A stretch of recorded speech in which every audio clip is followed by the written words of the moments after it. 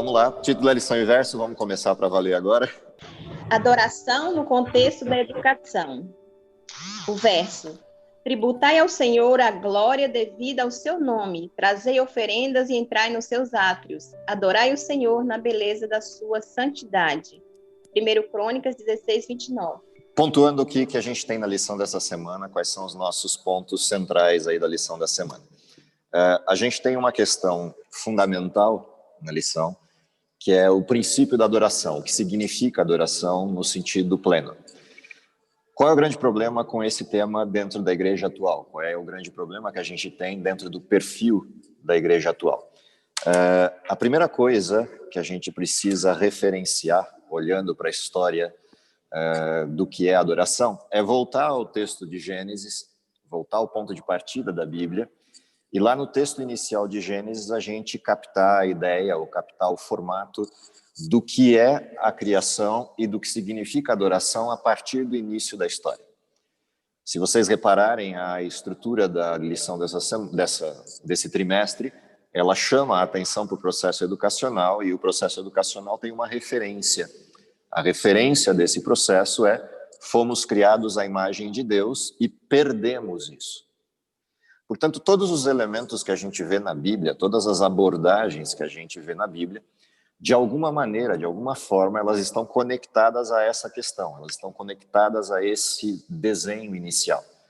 Ou seja, para a gente entender o que é pecado, a gente tem que voltar a Gênesis.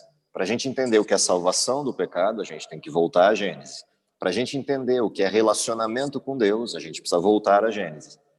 Enquanto a gente não faz esse percurso de ida e vinda no processo, a gente fica preso, a gente fica, de alguma forma, preso a uma história que se construiu, a um novo roteiro de história que se construiu, a um novo ideário de história, que é aquele construído na narrativa de Satanás. Então, a adoração não está fora desse contexto. Então, a primeira coisa que a gente precisa fazer para compreender esse processo de adoração é entender como se dava o relacionamento com Deus no Éden. Se a gente olha a criação tem uma sequência lógica. Esse processo de sequência lógica da criação traz, enquanto referência, em primeiro lugar, a criação do planeta, com tudo o que tem nele, todas as coisas que compõem a Terra. Dentro dessa perspectiva de você observar todas as coisas que compõem o planeta, começa a se estabelecer na criação um modelo hierárquico. Deus cria a Terra, tudo que tem nela, termina esse processo no 6º dia da criação com a criação do homem e entrega ao homem o domínio da Terra. E a Terra passa a ter um referencial. Toda a Terra reverencia ao homem. Como se no processo da referência de adoração, entre aspas a palavra, a criação respondesse ao ser humano como domínio pleno.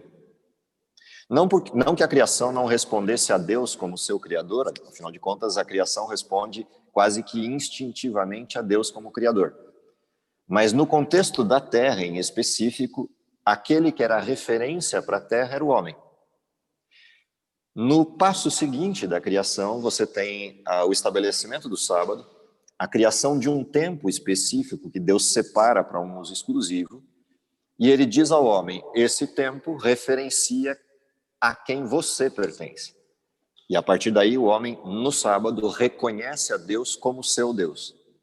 E isso passa a ser um paradigma constante.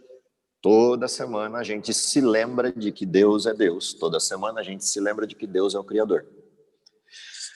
Quando o pecado se estabelece, quando o pecado se cristaliza na natureza humana, a primeira referência que a gente perde é o contato pessoal com Deus.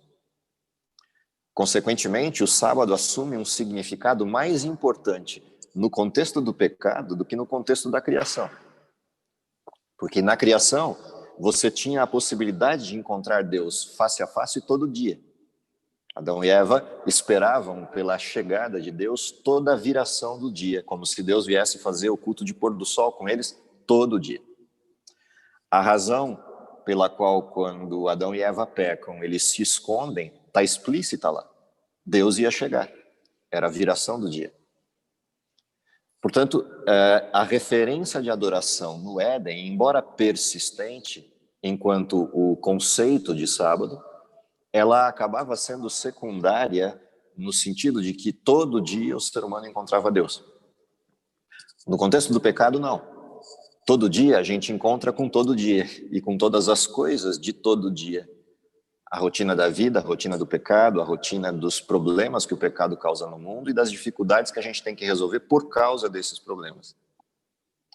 Quando a gente olha para o sábado, no contexto de pecado, é literalmente um break total de todas as coisas do pecado. É a única coisa perfeita que resultou do Éden. Todas as outras coisas sofreram o impacto do pecado. A natureza, as condições, a estrutura humana degenera, mas há uma coisa nessa história que persiste, ou seja, pós-Éden, o tempo continua perfeito. Continuamos tendo 24 horas, continuamos tendo 7 dias por semana, 365 dias no ano e a vida segue. O tempo não foi alterado pelo pecado, embora a nossa perspectiva do tempo foi. Ou seja, a gente vive preso a um regime de urgência. Todas as coisas que a gente faz estão premidas de alguma forma pelo tempo. A gente vive como escravos de relógio, escravos de horários, escravos de agendas. E não há como escapar disso. Isso é a natureza formatada do modelo do pecado. Mesmo que a gente tente escapar disso de alguma forma, a gente continua preso a essa lógica, preso a essa estrutura.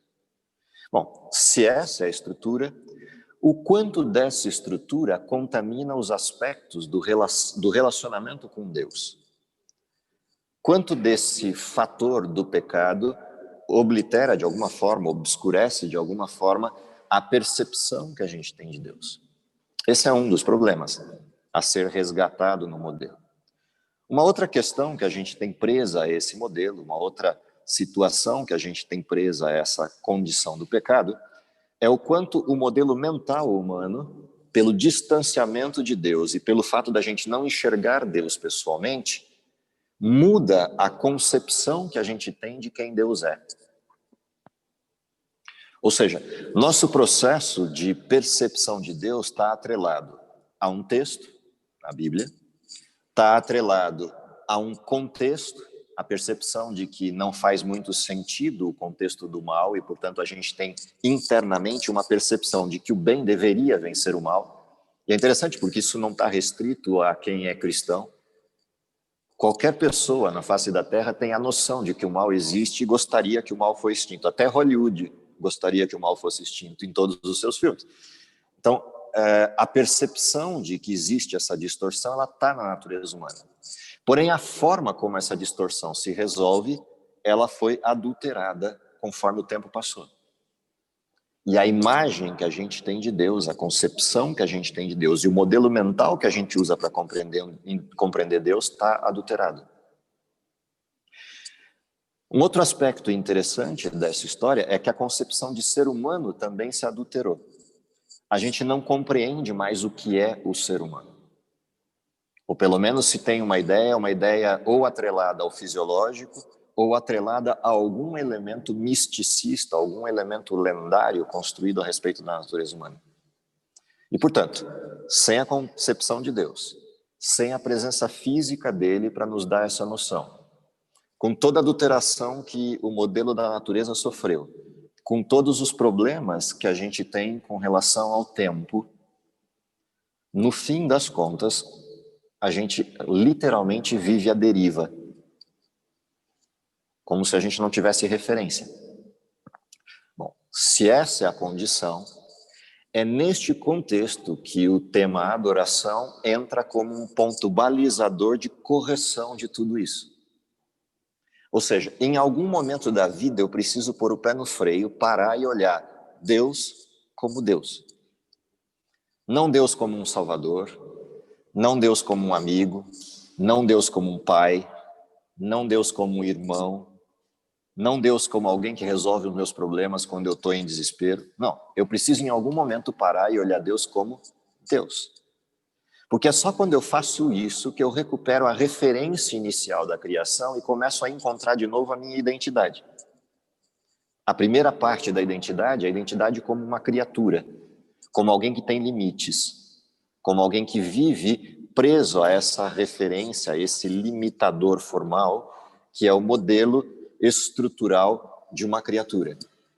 A segunda coisa importante de a gente reverter esse quadro e pôr o pé no freio para adorar a Deus, é que a hora que eu adoro a Deus, no conceito pleno do significado de adorar, eu também reconheço a soberania absoluta dele em qualquer circunstância da vida. Que é uma das coisas que a gente perde no modelo do distanciamento. Quando a gente se distancia de Deus, a gente perde a referência de que ele continua soberano em todas as coisas. E isso se perdeu com o formato do pecado.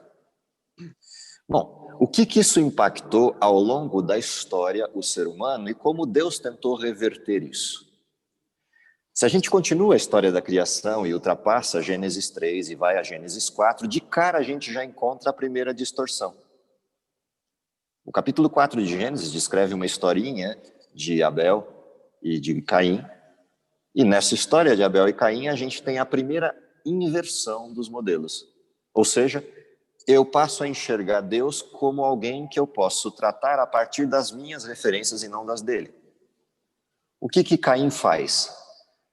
Deus havia desenhado um processo de percepção do ser humano de qual é o efeito do pecado. Ou seja, Deus mostrou para o ser humano que o efeito do pecado é morte, e mostrou isso literalmente. Assim que Adão e Eva pecam e tentam reverter a questão do pecado, construindo para si roupas artificiais de folhas de figueira, o que Deus vai lá e faz?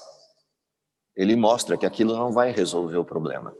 A única coisa que resolverá o problema do pecado é alguém inocente resolver voluntariamente se ofertar para pagar o preço. Caso contrário, o resultado do pecado é irreversivelmente morte. Dentro dessa perspectiva, o que Deus faz? Faz roupas de peles para eles. E não tem outro jeito de fazer roupa de pele a não ser que alguém oferte a vida para entregar a pele.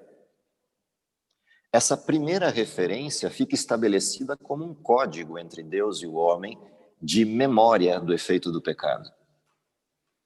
O primeiro evento que a gente tem pós Adão e Eva, que aparece Caim e Abel como autônomos, ou seja, os primeiros filhos da primeira geração, já mostram a deturpação do distanciamento de Deus.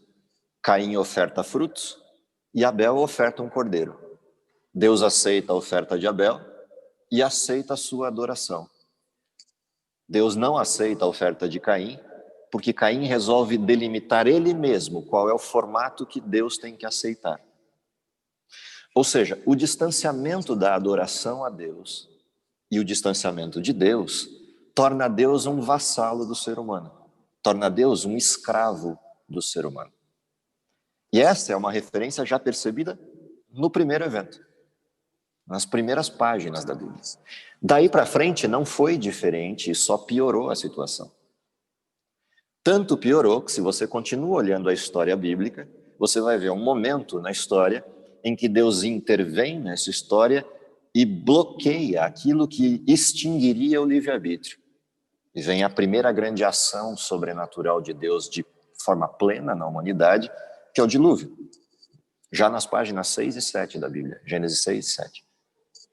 Se você continua olhando a história, assim que passa essa história, Deus faz uma promessa ao sujeito que sobrevive do dilúvio, à geração que sobrevive do dilúvio. Deus chama Abraão e diz: sai do lugar onde você está, vai para um lugar que eu vou te mostrar e dali eu vou começar tudo de novo. Vou referenciar a humanidade outra vez. Abraão faz isso, abandona o lugar onde está, vai para a região de Canaã e ali a história recomeça no processo de vinculação com Deus. O que a gente já percebe logo de cara na história de Abraão é que esse processo vai ser feito a trancos e barrancos, porque o ser humano continua insistindo em negar a estrutura do que Deus é. Você vê isso na história de Isaac, você vê isso na história de Jacó, você vê isso na história sequente com José e os seus irmãos, até que se forma o povo de Israel. Assim que se forma o povo de Israel, e Deus estabelece o povo de Israel como uma figura nacional, o primeiro grande evento que Deus tem para formar esse povo é tirá-los do Egito, porque, por conta dos erros anteriores, o que aconteceu é que Israel abandonou o caminho de Deus, a família de Israel, a família de Jacó, continuou no Egito. O resultado de continuar no Egito é que eles perderam a referência de Deus. Passaram a adorar outros deuses, passaram a ter outras referências, e Deus tira Israel do Egito, liberta da escravidão. E a primeira coisa que Deus faz é conduzir Israel para o Monte Sinai, e ali estabelece um pacto com esse povo. E esse pacto se formula a partir de leis, referências legais. Ou seja, a primeira referência de que aquele povo é livre é reconhecer a soberania de Deus. E esse é o paradoxo da humanidade. A humanidade acha que liberdade é o desvincular-se de uma autoridade, enquanto liberdade real é o reconhecimento de que Deus é Deus e o reconhecimento de que eu sou uma criatura. E quando essas coisas se posicionam adequadamente, a humanidade volta ao seu referencial. Por isso, a primeira coisa que Deus faz ao estabelecer o povo de Israel como uma nação livre é lhe conceder leis, porque escravos não têm leis, mas pessoas livres têm. No centro dessa lei, bem no centro dela, tem 2 mandamentos que referenciam o Éden e referenciam a adoração. O primeiro desses mandamentos, que é o 4º mandamento, Êxodo 20, verso 8, diz lá: lembra-te do dia do sábado. Por que essa referência aparece ali como adoração? Tanto que se você vai a Apocalipse, você vai encontrar lá no capítulo 14 esse mesmo referencial.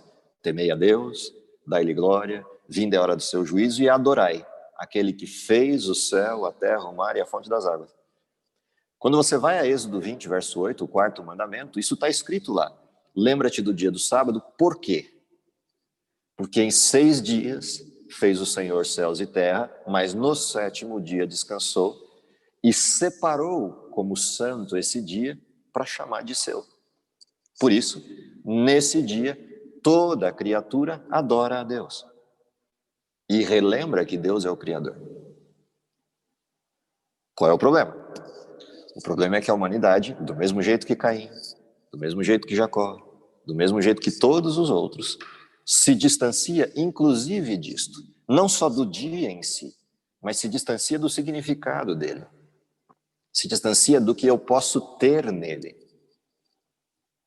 E aí vem um problema, quando a gente vai olhando a sequência da história, que é, ou a gente caminha a adoração para um modelo ritualístico, onde adorar é ficar reverenciando alguma coisa como um ato quase que desprovido de vontade pessoal e de percepção racional.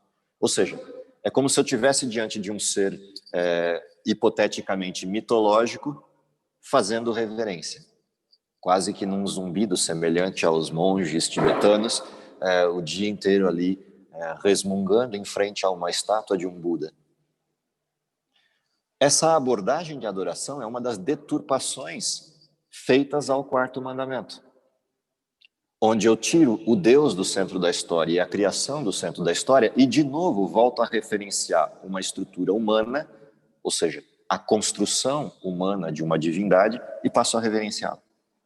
Consequentemente, eu perco de novo a noção de quem é o ser humano. Uma outra coisa mais sutil do que essa, e talvez mais grave do que essa, é a confusão de adoração com comunhão. Ou a confusão de adoração com convivência. A confusão de adoração com sentar à mesa para partilhar do pão.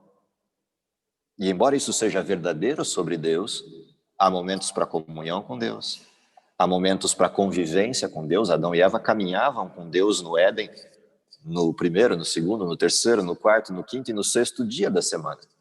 Deus vinha todos os dias e comungava com eles, sentava com eles à mesa, partilhava conhecimento e estudava com eles, seja como um professor, como um pai ou como um amigo. Mas quando chegava o 7º dia, isso mudava de contexto. O olhar para o 7º dia não era um olhar de comunhão, embora ela até pudesse acontecer. O olhar para o 7º dia era uma lembrança de que aquele que comigo esteve como amigo durante a semana continua sendo Deus. Essa sutileza de mudança de modelo talvez seja o mais grave dos problemas do mundo atual. E se há um momento em que a adoração é significativo, enquanto trazer à tona esse tema outra vez, é o desenho da pós-modernidade. Um dos problemas da pós-modernidade é que a gente nivela todos os elementos e nivela todos os conhecimentos como tendo o mesmo peso e a mesma igualdade de validade e de referência. Quando na realidade não é assim que funciona a verdade. A verdade tem hierarquias. Existem conhecimentos que são verdadeiros, mas são menos úteis do que outros, ou menos prioritários do que outros. Por exemplo, conhecer as regras da natureza é menos prioritário do que conhecer a natureza de Deus. Conhecer como funciona o mecanismo da natureza é menos importante do que conhecer como funciona a ideia de Deus sobre o ser humano. Portanto, existem conhecimentos prioritários e conhecimentos secundários. O problema da pós-modernidade é que a gente nivela os conhecimentos a um padrão único, e ao definir esse padrão único, a gente começa a definir o que deve ou não ser a adoração a Deus a partir de nós mesmos e não a partir de Deus. Ou seja, a gente inverte o modelo como Caim inverteu. O que significa adoração? Talvez o jeito mais fácil da gente compreender o que é adoração, e eu gosto muito desse texto, é o texto de Isaías, capítulo 6, se você quiser abrir aí e acompanhar comigo. Por uma razão de otimização de todo mundo que está aqui, vocês aí no online e a gente aqui no ao vivo, para facilitar o modelo, eu vou acompanhando o texto daqui, em vez de alguém ler para mim só hoje. A semana que vem a gente ajusta 2 áudios e consegue interagir vocês e o pessoal da classe aqui, para a gente conseguir fazer isso no modelo de uma classe grandona. Mas hoje, para facilitar e não ter a complicação dos áudios, eu vou acompanhando o texto. Abre Isaías 6, dá uma olhada como é que o texto começa. Se você olhar os primeiros versos de Isaías 6, as primeiras referências aí do texto de Isaías, Isaías é chamado a ver alguma coisa, ele é chamado a um lugar e ele vê alguma coisa. Se você reparar esse texto, os 3 primeiros versos, a referência que está aí é que Isaías é chamado para dentro da sala do trono de Deus. Dentro da sala do trono de Deus, o que ele vê é a soberania, a figura de Deus no nível máximo, com toda a sua glória e todo o seu esplendor, todo o seu poder. Há uma cena em particular que me chama a atenção nessa introdução. Existem seres aí, que o texto de Isaías chama de serafins. Esses seres são apresentados como sendo anjos serafins e eles têm 6 asas. Repare como estão as asas deles. As asas deles estão lá, posicionadas como 2 delas tampando os pés, 2 delas tampando os olhos, e com 2 eles voam, e eles clamam constantemente, Santo, Santo, Santo é o Senhor, nosso Deus. Quando Isaías vê essa cena, com essa manifestação de glória, e com os anjos cantando dessa forma, a pergunta é, isso é um ritual? Percebe? Nós estamos falando de anjos perfeitos dentro do céu, na sala do trono de Deus. Os anjos que convivem com Deus 100% do tempo. 24 horas por dia, se usar a nossa referência de tempo. 7 dias por semana, 365 dias no ano, esses anjos estão ali, ao redor do trono de Deus. Mas quando a adoração se instala, percebe? Uma coisa é eles conviverem com Deus. A outra coisa é iniciar o processo da adoração a Deus.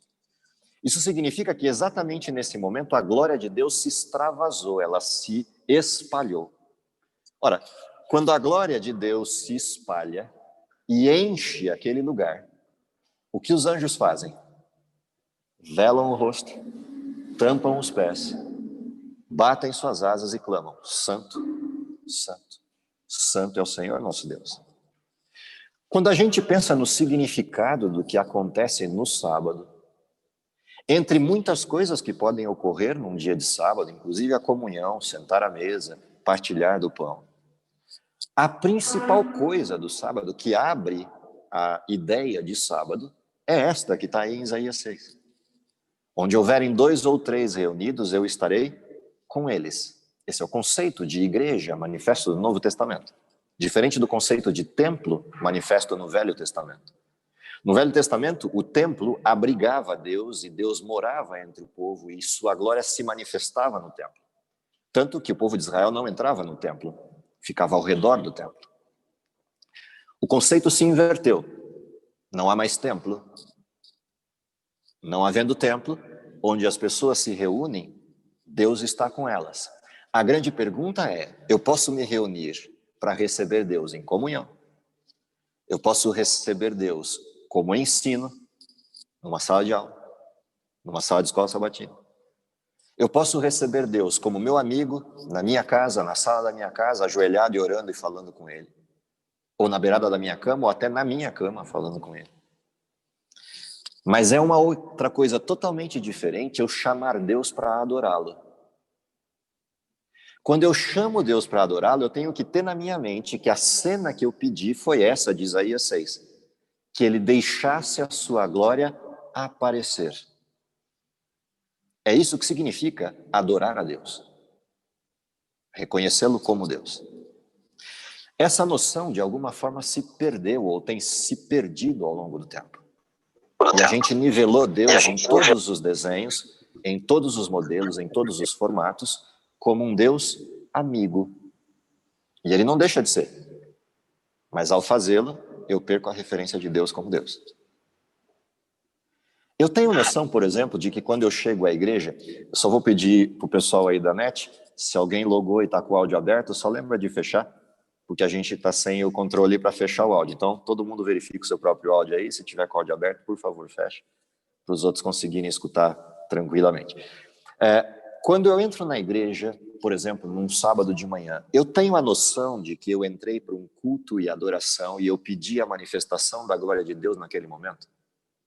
Percebe? Não se trata do lugar, não se trata do prédio, poderia ser debaixo de uma árvore ou num bosque, mas eu tenho a noção de que quando eu chamo Deus e peço Deus na sua presença para eu adorá-lo, é diferente de quando eu chamo Deus para comungar com Ele. É diferente de como eu chamo Deus para sentar à minha mesa e partilhar do pão comigo quando a gente ora antes de comer. É diferente de quando eu sento num bosque para brincar com Deus, entre aspas, a palavra brincar, no sentido de usufruir da natureza e do lazer e das coisas que Deus me deu. Eu tenho a concepção de que existe uma diferença entre essas duas coisas. Porque se eu não tenho, a minha reação não será a reação de Isaías. Se você observar a sequência do texto, o que Isaías faz imediatamente quando percebe a manifestação da glória de Deus enchendo o lugar? Só tem uma coisa que o ser humano faz, que a criatura faz, no contexto do pecado. Ela olha e diz, estou morto. Isaías vira e diz, sou homem de lábios impuros. Não há como resistir à glória de Deus. Eu estou morto. Essa é a percepção da introdução de um culto.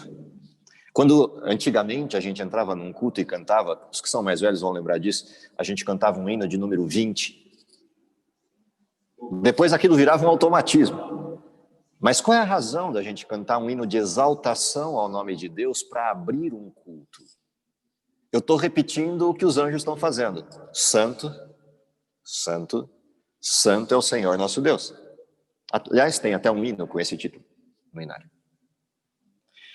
Quando a gente cantava a Deus do céu, supremo autor, eu parava para prestar atenção na letra que eu estava cantando.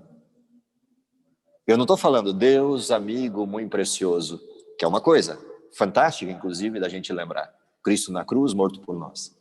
Mas eu tenho a noção de que quando eu canto a Deus, supremo autor, e dou glória a essa referência, o que eu estou fazendo é chamando Deus em sua glória. Vou lembrar de uma cena. Se vocês lembrarem de Moisés na região de Midian, uma vez pastoreando ovelhas, ele vê Deus se manifestando em sua glória. Moisés conversava com Deus o tempo todo, tanto que escreveu o livro de Gênesis. Mas uma coisa é Moisés conversar com Deus, a outra coisa é Deus aparecer em sua glória. Quando ele vê Deus manifesto em sua glória, numa sarça que ardia e não se queimava, ele se assusta com aquilo, e ao se assustar com aquela cena, qual é a reação dele quando Deus percebe o susto de Moisés? Deus adverte Moisés: se você continuar um pouquinho mais à frente, essa glória te consome. Tira as sandálias dos teus pés, porque o lugar que você está é santo. Não é qualquer coisa isso. E percebe? Não tem a ver com o lugar. Porque Moisés andava naquele lugar o tempo todo com as ovelhas. Tem a ver com quem veio para o lugar e manifestou-se em glória, em majestade, em santidade. Eu tenho noção de que o início de um culto é isso. Imagina você dentro da sala do trono da Rainha Elizabeth, num convite que você tivesse recebido na sua casa, vindo com todas aquelas pompas do convite. Mesmo você não sendo inglês, sendo só um mero latino brasileiro. E você recebe um convite VIP para uma audiência na sala do trono da Rainha Elizabeth. A maior autoridade viva no mundo hoje. No sentido da longevidade e da representação do que significa a rainha. Uma autoridade humana, mas uma autoridade de referência. Como é que você se sentiria se recebesse o convite VIP com uma passagem aérea, com hospedagem no Palácio de Buckingham, com a oportunidade de uma audiência privada com a rainha, só você e a corte e a rainha? Provavelmente você escolheria o seu melhor shorts, seu melhor chinelo de dedos, passaria na banca da esquina para comprar um cachorro quente, pegaria um copo de refrigerante daqueles com canudo enorme, afinal de contas você vai passar o dia lá, e entraria de chinelo de dedo, camiseta surrada, para uma audiência com a rainha, com a corte toda disponível. Era assim que a gente iria. A gente tem noção de que quando a gente está na igreja e chama um negócio chamado culto e adoração, não uma programação de jovens ou uma programação de escola sabatina, mas culto e adoração, a gente tem noção de que é disso que nós estamos falando. Toca as trombetas e você está na sala de audiência da rainha. Quando toca as trombetas, vem um arauto e diz: salve a rainha. E ela vai entrar na sala, naquele imenso tapete, para sentar no trono. Como é que fica a plateia? Todo mundo conversando, cochichando, fazendo piadinha, dando risada, mandando mensagem de WhatsApp, fazendo selfie. Ou é silêncio geral, porque a rainha vai entrar no recinto? Tem um protocolo. Percebe que protocolo não significa ritual. Protocolo significa rito, não ritual. Protocolo significa respeito, reconhecimento, noção, bom senso do que está acontecendo ali. E eu volto à pergunta: a gente tem noção de que quando eu vou à igreja é disto que estamos falando? Pelo menos quando a gente fala de culto e adoração. Mas continua a cena. Deus, no seu infinito poder, mas também na sua infinita misericórdia, não deixa Isaías na condição de morto. Vem um anjo, daqueles que clamava santo, passa no altar, pega um tição, uma brasa viva, vai lá e encosta nos lábios de Isaías. O que significa essa cena? Se você olhar a sequência do culto e adoração, a próxima cena, depois que a gente clama e exalta o nome de Deus, é uma cena de oração. Por que tem essa sequência num culto e adoração? É o clamor de Isaías por perdão, por misericórdia. Qual é a resposta do pedido de misericórdia de Isaías? Quando eu digo amém ao fim da oração inicial de um culto, o que aconteceu? As brasas tocaram os meus lábios e Deus disse: está perdoado, porque o meu filho morreu por você. Qual é a resposta da igreja quando isso acontece? Um hino de louvor. Eu louvo o nome de Deus porque agora eu posso. Os meus lábios não estão impuros, porque se eu estivesse com os lábios impuros, o louvor não passava do teto. A explosão de resposta logo após essa oração é uma explosão de louvor. Quando termina a explosão de louvor pela misericórdia de Deus, vem o momento de eu receber o quê? Olha a sequência do texto. Deus fala. E ele faz uma pergunta: a quem enviarei? Ele abre o seu sermão assim: a quem enviarei? Qual é a resposta que Isaías dá? Envia-me a mim, eu estou aqui, estou pronto. Então Deus diz agora qual é a sua mensagem. E ele fala, a minha mensagem para você é esta aqui. Deus prega a Isaías. E depois que prega ainda diz, pega essa mensagem e leva para quem? Para todo o povo. Qual é a função de um culto e adoração? Eu chamo a Deus para adorá-lo. Tenho a noção clara de quem eu sou enquanto pecador. Mas também recebo de Deus a noção clara do que significou a justificação em Cristo. E aí recebo de Deus uma missão, uma mensagem, um conteúdo com uma missão. Como é que eu fecho um culto e adoração? Eu louvo o nome de Deus e digo, estou indo. E aí vem todo o resto do sábado. A gente tem noção de que adoração é isso? A gente se lembra disso toda vez que vem ao sábado de manhã? Por que eu estou fazendo essas perguntas? Há alguns dias atrás vocês me fizeram pergunta aí no Nada a Ver e outros me fizeram isso durante a semana. Por que a gente não pode estar em casa fazendo culto e adoração? Não é a mesma coisa que vir na igreja? Não é igual você estar em casa e assistindo um culto via internet em outro lugar do mundo, em qualquer lugar do planeta que você quiser? Se a gente está falando de comunhão e ensino, está tudo certo. Eu posso assistir uma palestra de qualquer lugar do mundo e aprender com ela. Eu posso aprender de Deus numa classe de escola sabatina, como a gente está aqui, vocês aí virtualmente, a gente aqui presencialmente, numa boa. Isso é comunhão. Isso é ensino, isso é aprendizagem, mas isso não é adoração.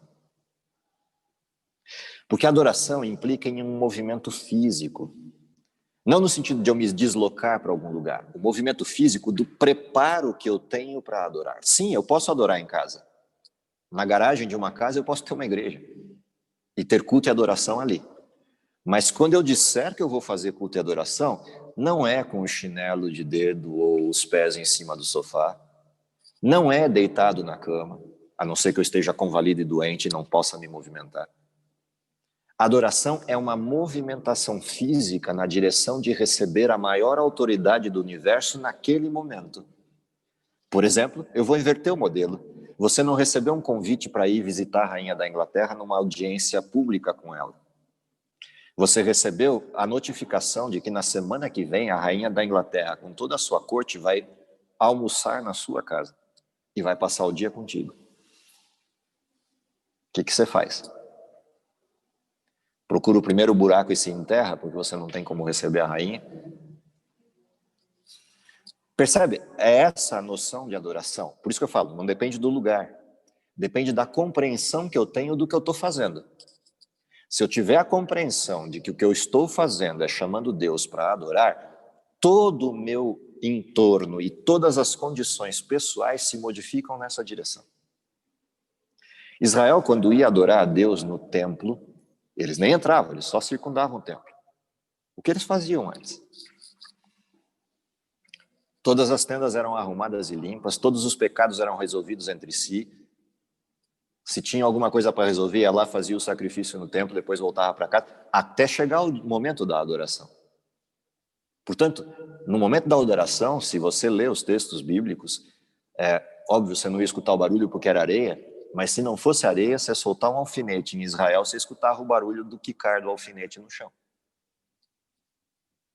Ah, mas isso é uma formalidade. Não, não se trata de formalidade. Formalidade é se eu fizer isso como um ritual.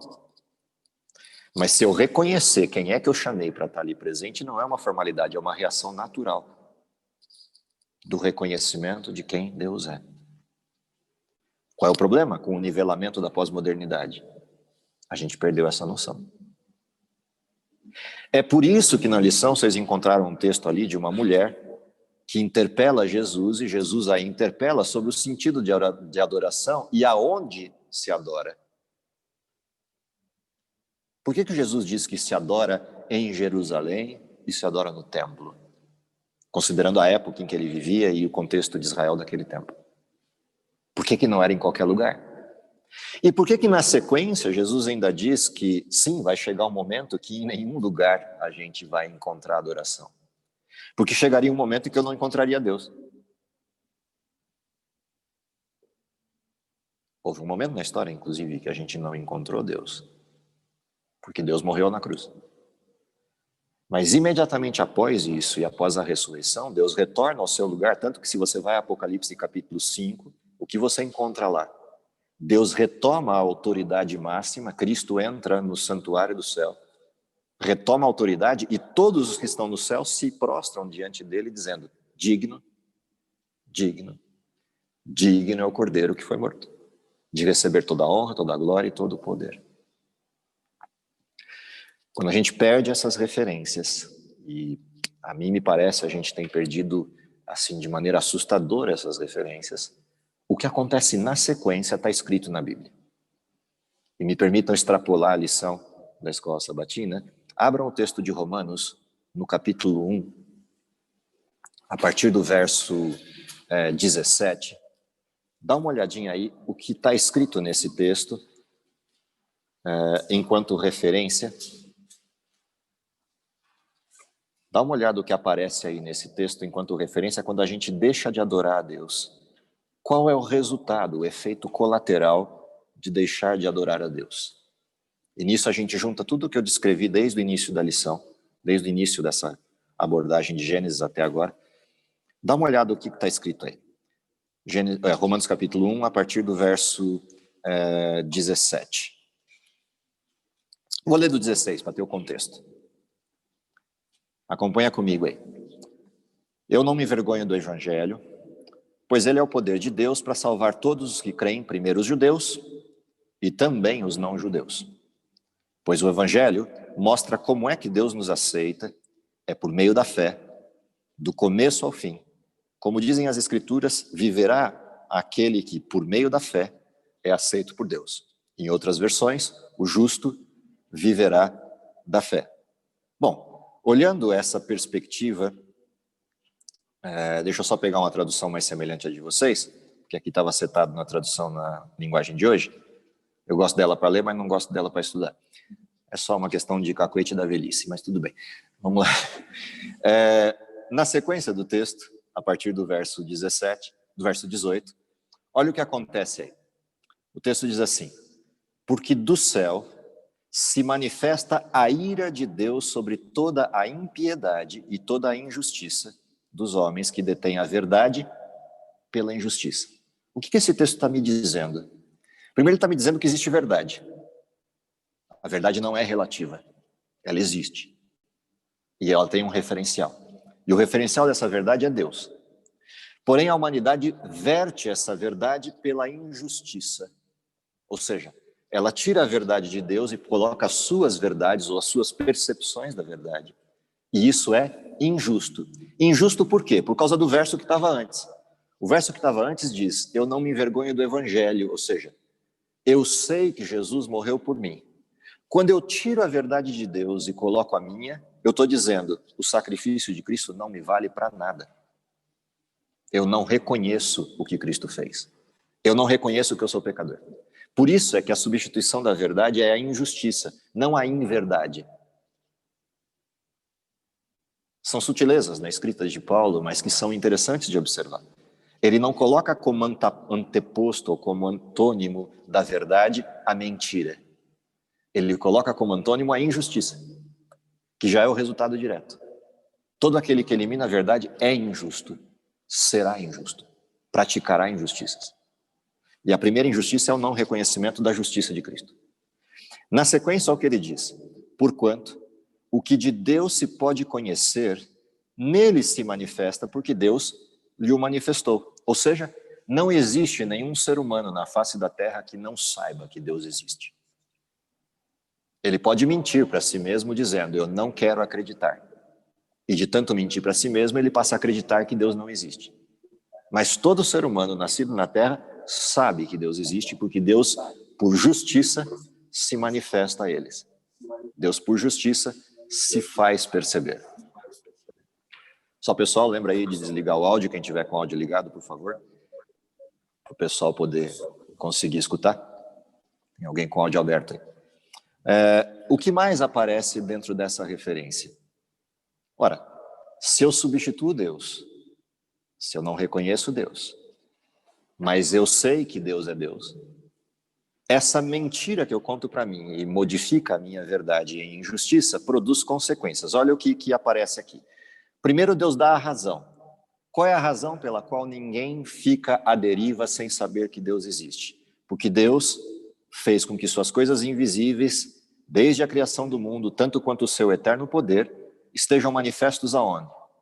Nas coisas que foram criadas. Ou seja, não tem como alguém estudar botânica, biologia, química, bioquímica, fisiologia, anatomia, física geral ou básica, no sentido de pleno das ciências naturais, e não perceber que Deus está ali. Porque a lógica por trás dos fenômenos infere criador, infere criação. Deus se faz conhecer. Por isso todos se tornaram indesculpáveis, inexcusáveis, diz outras traduções. Mas olha o que ocorre na sequência, quando eu nego isso. Porquanto, tendo conhecido Deus, não o glorificaram como Deus. Ou seja, não o adoraram. Tendo sabido que Deus existe, não o adoraram. Nem lhe deram graças. Percebe as duas coisas que aconteceram com Isaías. Primeiro, Isaías adora. Depois, Isaías agradece porque não morreu. Nem reconheceram Deus como Deus, portanto não perceberam que são pecadores. E não lhe agradeceram, porque se eu não sou pecador e não me vejo como um tal, por que eu vou agradecer Deus por alguma coisa? Ele não fez nada por mim. Se ele fizer alguma coisa por mim, eu até agradeço, mas ele não fez nada, eu não tenho que agradecer. Ele é que me deve. Essa inversão de modelo, ou seja, não o glorificaram como Deus, nem lhe deram graças, antes em seus discursos se desvaneceram, o seu coração insensato se obscureceu. E então, dizendo-se sábios, se tornaram loucos. Olha o que acontece na sequência. Mudaram a glória do Deus incorruptível em semelhança de imagem do homem corruptível, ou de aves, ou de quadrúpedes, ou de répteis, pelo que também Deus os entregou às suas concupiscências do coração, aos desejos pecaminosos do seu coração, à imundícia para desonrarem o seu corpo entre si, pois mudaram a verdade de Deus em mentira e honraram e serviram mais a criatura do que o Criador, que é bendito e eterno. Olha o que ocorre com a natureza humana. Há uma inversão, a ponto de a natureza humana descer abaixo da criação de Deus. Ou seja, não se trata de eu substituir Deus por um outro Deus, se trata de eu entrar para uma hierarquia inferior à natureza. Eu perco a minha identidade por completo. Esse é o resultado. O incrível é que esse resultado não acontece só com a pecaminosidade aberta do mundo que vive preso e totalmente preso ao pecado. Ela acontece também com os cristãos, de maneira muito mais sutil. E embora os cristãos tentem se policiar, às vezes, para não cometer pecados abertos, porque achariam isso horrendo diante de Deus, tornam irrelevante a distorção da verdade. E começam a definir o padrão pelo qual servem a Deus. Mudam as doutrinas, ou afrouxam as doutrinas. Mudam a adoração para um processo de tudo vale. Confundem comunhão com adoração ou amizade com Deus com adoração. E começam a tratar o pecado como não sendo tão grave assim. E paulatinamente vão se distanciando de Deus, ainda que continuem vindo à igreja. Ainda que continuem se dizendo cristãos. O problema é que chegará um momento na história da humanidade, Apocalipse descreve isso, em que Deus terá que se manifestar de forma plena para que a humanidade decida se vai continuar com Deus ou contra ele. Para encerrar a história do pecado. Afinal de contas, a história do pecado não vai seguir indefinidamente sem Deus intervir. A Bíblia faz uma promessa, Deus voltará para buscar os seus e destruirá o mal e com ele os que destroem a terra. A pergunta é, quando Deus exigir de forma direta uma decisão se eu sirvo ou não sirvo a Deus, quando Deus definir que o tempo chegou para encerrar a história, o que dirão aqueles que superficializaram a adoração? Qual será o seu comportamento frente a tudo isso?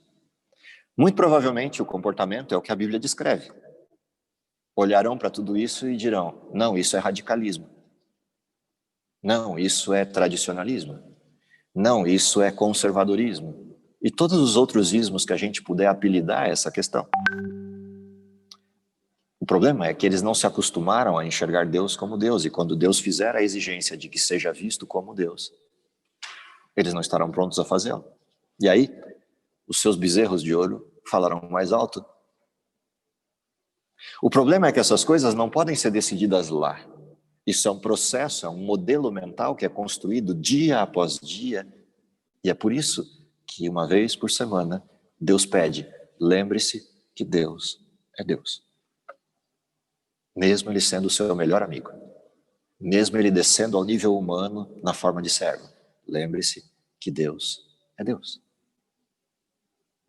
É isso que significa esse espacinho de tempo que parece uma eternidade, 1h15, 1h20, 1h30, em que você, de todo o seu tempo, separa para dizer, vou adorar Deus. Se a gente tivesse a noção de quem Deus é, a primeira coisa que a gente explodiria é o relógio. Porque a gente teria a noção da eternidade e não da urgência do tempo. Eu não estou falando de ser irresponsável e não ter horário para as coisas, não é disso que eu estou falando. Eu estou falando é de lembrar que quando o pôr do sol aconteceu, até o próximo, aquele tempo não é meu, portanto eu não tenho que me preocupar com o tempo. Mas a gente transfere para o sábado a preocupação com o tempo exatamente porque a gente está preso ao tempo o tempo todo. E a gente não reconhece que aquele tempo é de Deus. A gente não reconhece que Deus é Deus. Então a gente tem urgência de tempo. Mas se a gente tivesse a noção de eternidade que Salomão descreve no capítulo 3 do livro de Eclesiastes, Deus implantou no coração do homem a eternidade. Se a gente tivesse essa noção, o sábado seria um dia agradável, porque é o primeiro dia na estrutura humana em que eu não preciso me preocupar com mais nada. Porque todas as preocupações estão na mão de Deus, não na minha. Porque o tempo é dele e eu também sou dele. Quando vira o pôr do sol de sábado, eu tenho a desgraça do peso da agenda do pecado nas minhas costas e Deus sai de cena e agora o tempo é meu. E a grande pergunta que eu tenho para fazer dali para frente é, foi tão bom viver com Deus o tempo anterior, por que eu não levo ele para o resto da semana? E aí eu vivo uma semana mais leve porque eu fico me lembrando do que foi viver leve o tempo de convivência com ele naquele sábado. Mas se eu não tive esse tempo de convivência, quando a agenda vem com o peso da semana, eu estou sozinho. E não tem coisa mais difícil do que enfrentar o mal sozinho. Isso também é a noção do que é adoração, do sentido da adoração. Não é um reabastecer de conhecimento. É um reabastecer de energia no sentido da percepção de que Deus está comigo e de que eu posso viver 24 horas com Ele. Posso viver as próximas 6 vezes 24 horas com Ele. Eu tenho noção de que a adoração é isso. Se eu não tiver, literalmente, não faz sentido vir à igreja. Não faz sentido ir à igreja. E lembre, não estou falando de igreja prédio, estou falando de igreja o ato. Porque há pessoas que não têm prédio para ir. Na África há lugares onde não há prédio para ir. Só há uma árvore para se cobrir do sol. Mas naquele lugar e naquele momento específico do sábado, as pessoas param e adoram a Deus. Se isso não tem clareza na minha mente, então, de fato, a gente pode continuar em casa, via Zoom, adorando a Deus. Quando, na realidade, a única coisa que eu estou fazendo é adorando a minha zona de conforto. E eu não estou falando que não é legal fazer isso sob o ponto de vista de que a gente economizaria um monte de tempo e um monte de coisas. Só estou dizendo que isso não tem sentido quando a palavra é adoração. Isso tem sentido em todos os outros elementos, mas não em adoração. É o reconhecimento disso que nos permitirá estar de pé para enfrentar aquilo que é o fim da história. Nós estamos vivendo no último tempo da história. Estamos vivendo a última fase do cumprimento das profecias. E o último pedido bíblico é, nessa fase, nesse tempo, Apocalipse 14, verso 6. Temei a Deus, dai-lhe glória. Estamos vivendo a hora do seu juízo, adorai aquele que fez o céu, fez a terra, o mar e a fonte das águas. É quem responder sim a esse primeiro chamado que vai conseguir responder sim aos outros 2 chamados, os da sequência das 2 próximas mensagens. Quando a contraposição entre adorar a Deus e adorar ao homem for posta em cena, for posta em autoridade máxima. O que eu espero é que Deus nos dê a graça da gente entender isso. Talvez rever alguns conceitos. Ou se não dá para rever esses conceitos em nível global, pelo menos eu consegui rever em nível pessoal. Quando eu entro no templo, quando eu entro numa igreja, ou quando eu entro num espaço em que as pessoas decidiram adorar a Deus, eu tenho a convicção do que eu estou fazendo ali. Se cada um tiver essa reflexão, o todo vai adorar.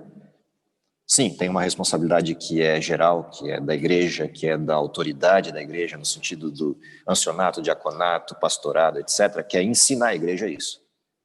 Mas eu tenho antes disso uma responsabilidade que é pessoal. Eu tenho a noção de que quando eu entro à igreja, no culto e adoração, eu estou fazendo isso. Se eu tenho, fica mais fácil ensinar os outros.